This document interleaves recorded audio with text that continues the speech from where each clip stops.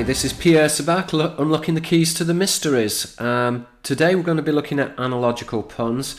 Again, this is in keeping with my series about holographic culture and the material which is found within holographic culture. I'll give you just a little bit of background about my book. It's based upon 8 years of study, so this book has taken a very long time to write and to research. It looks at the angelic sailor, the angelic tradition. I refer to this tradition specifically through the study of scaphology, which is the study of angelic vessels, and again the angelic vessel is useful to describe the angelic sailor. The angelic sailor in today's language is equivalent to an alien. Now today I really want to focus on analogical puns, and in my own book, Holographic Culture, I've had to invent my own language in terms of describing the type of symbols, because although there are equivalent Arabic and Greek words, there are no words within English, and so in order to convey what is really happening within the symbols, I've had to create my own language to describe this. And analogical puns is one of it is a type of word which I've invented. It's a neologism. Now it is pretty complicated to explain. It's much more easier to actually see when it's written on paper, because it's very clear. But I will try and do my best to explain analogical puns. It's useful to understand what an analogical pun is, because they're very closely related to a polyglottal pun. I should here at this stage just describe what a polyglottal pun is. So a polyglottal pun is a wordplay which repeats within many different languages. So for example, within English you would have God, which is a reversal of dog. In Japanese you've got kami, which is God, o kami, which is a wolf. Again, within Arabic, for example, you've got Allah and awa, which is to bark. That would be a polyglottal pun on the Latin. Latro, Apollo, lato, which is Apollo, latro, which is to bark or to snarl. All of these metaphors are symbols of the dog star. The dog star is the star where the Elohim originates from. Okay, so that's essentially a polyglottal pun. To summarize a polyglottal pun, it's a wordplay which repeats in many different languages. Now, analogical puns are very similar, but they don't repeat in many languages, but there are wordplays which repeat within the same language. Okay, so structurally it's working very similar to a polyglottal pun, but in this respect the wordplay occurs within the same language. So if we look first of all at the Greek word analogos, which means proportionate, we can see that etymologically that it's from the compound ana, which is up, and logos, which is a word. Or it can also convey reason. So in English this conveys correspondence. Again, we can see that analogos, which would be up, and logos, which is word, esoterically up being symbolic of the Elohim or the High One. So again, we could see that this comparison, or this way of comparing things, or that which is proportionate, is really comparing ideas between heaven and earth. And again, that this would go into a codological discourse, or a codified discourse. So something which is analogical in English conveys a correspondence. Now, analogical puns are related wordplays, and they are related wordplays within the same language. So they're not like a although they are similar to a polyglottal pun.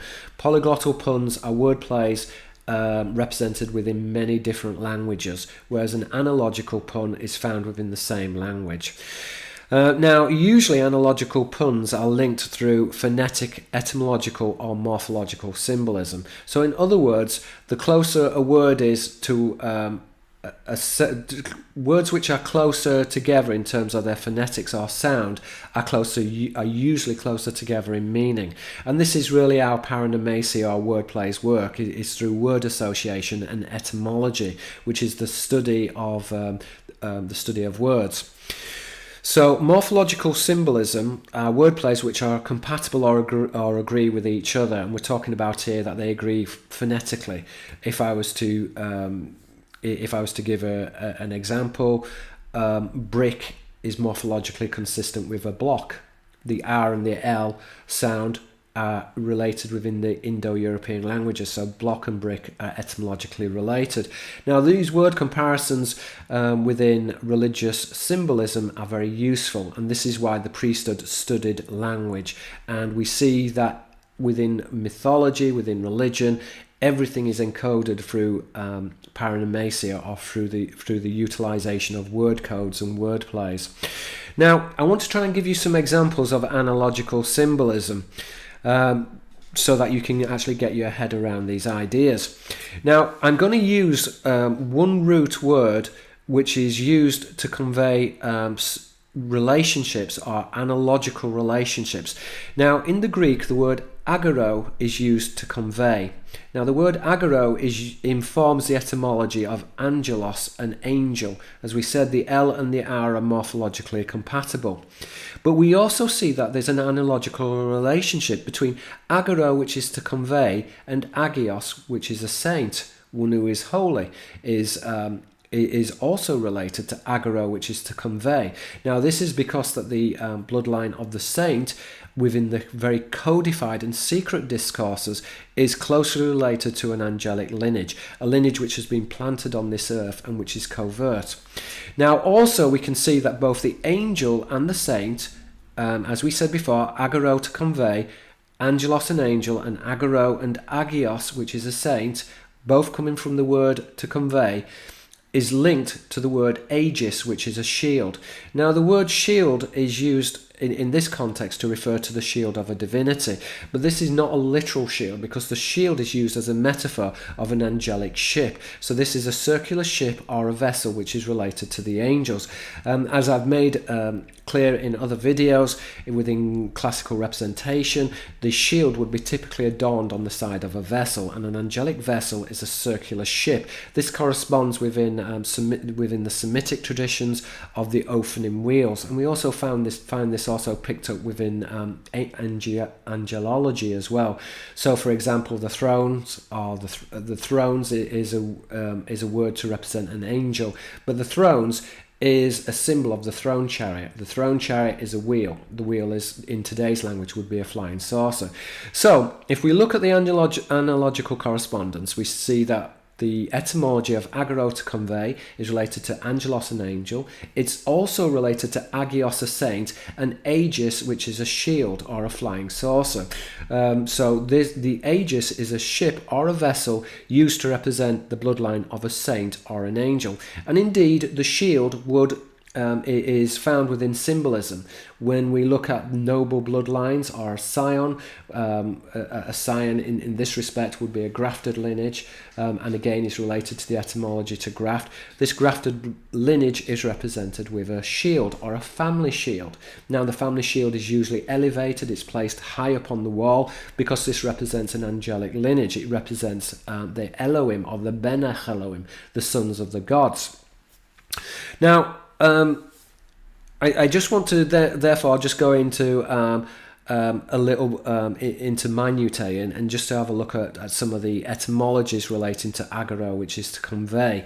So, if we look within the Greek, we see that agoro to convey, it's a close cognate of angelo, which is to deliver a message, and therefore an emissary, or one who delivers a message, is angelos, which is an angel. Now, analogical symbolism within the religious tradition, it draws comparison between heavenly and earthly encodings. Now, this is usually imparted through idiomatic speech. Now, idiomatic speech can be best understood as a private discourse, because idios means private. So it means one's own, or one which is private. So that which is private, or a private discourse. So again, idiomatic language is highly codified. Now, looking at the analogical symbolism, we can see that the angel is considered to be a type of emissary, because the angel conveys. But we can also see that the saint, agios, a saint, is closely related to angelos, an angel. And again, that there is this relationship between, if you like, within the Greek word, the word for a messenger is used to refer to an angel. But within the Arabic, the word messenger can also be used to refer to a prophet. And within the Christian tradition, the tradition of the prophets is very closely tied into this planted bloodline, which is identified with the saints, or those who are holy. The saints being one who is born from a boat or a shield. So the emissary then is a mediator between worlds. He's a mediator between the Ben Elohim, the sons of the gods, or the Elohim, the high ones. The Elohim are represented typically within symbolism. They have this dual component, so they can be represented as the Elohe, which is a high creature because they are physical, but they have also deconstructed the mechanics of reality. They are a holographic culture, and so therefore they can be depicted as the Ruach Elohim, the high spirits. Another word for the high spirits in Arabic would be the jinn. Now this is very interesting because within the Arabic the word jinn is sometimes used to translate the word seraphim. So the word seraphim, serapha, which is fire, those who are born of fire, is used in Arabic to refer to the jinn. So the seraphim, which in Greek is translated as a dragon, because drakein, which is to watch or to flash, it's coming from the root to watch or to flash. So we see here that the relationship of the watchers, in Hebrew also we have erin, which is a watcher, but the watcher is also a shining one, because the watchers are depicted as shining. So we're seeing here that there is this polymorphic symbolism at play. And this polymorphic symbolism often ties in very closely with analogical symbolism. Now, just going over then some of the core ideas then within analogical symbolism, we can see then that the verb agoro, to bring, to utter or to convey, it's consistent within the Greek vocabulary with angelos, a messenger or an angel. And as we said before, the angel is really an emissary. He is an arbitrator between worlds, between heaven and earth. But we also see that there is a very similar paranomasia also evident with the listing agoro, to convey, and agios, a saint. The word agios literally would be holiness. And so this is analogical vocabulary. It's related together. It's the pairing together of vocabulary. The inference then derived from the lexicon demonstrates that the ancestry of the saint is deductive of an angelic lineage. And as we said before, the saint therefore can be understood to be a divine bloodline. It's a bloodline which is connected to an angelic source. And in particular, it's a bloodline which is identified with a boat. The boat being represented with a shield. Again, if we looked at the analogical symbolism, aegis, which would be a shield belonging to a deity, but the shield used as a symbol to denote a ship or a vessel, an angelic vessel, a vessel which originates from heaven and which is circular in design. So in arcane symbolism then, the angelic vessel can be depicted as an ark. Now the ark is related to an archon, and as we said before, within the etymology, ark would be something which is curved, because the ark is circular, it's round. And this is why some of the earliest depictions of Noah's ark are not depicted as a conventional vessel, but when you look at the illuminated manuscripts, you find that Noah's ark is circular or round. And this again ties in with the scatological tradition of angelic vessels as being round, in today's language a flying saucer. Now the word ark again is related to aegis, as shield, and so there is this relationship between this morphological relationship between the K and the G. In English we'd say that the ark or the aegis are both used to determine a flying saucer. Now within classical symbolism, a saint therefore is usually shown within symbolism with aegis as shield, or can also be depicted with a halo above their heads, which would show a brother of light, one who is born from light. This feeds into the symbolism of the Illuminati, in particular the tripartite Illuminati, which are the three divisions of the Illuminati, which I'll go into further within this series later. So we see that the saints can be represented with the halo being an extension of the Brothers of Light, but is also used to represent the opening wheels or a shield. And these are all scatological emblems of the opening wheels. So to sum up then, we see then that there's a correspondence between an angel, a saint, and their circular shields or their circular vessels, which is understood to be a type of military vessel or a ship. And this, in the ancient traditions, were equated with the angelic host. which were the Elohim or the Ben Elohim.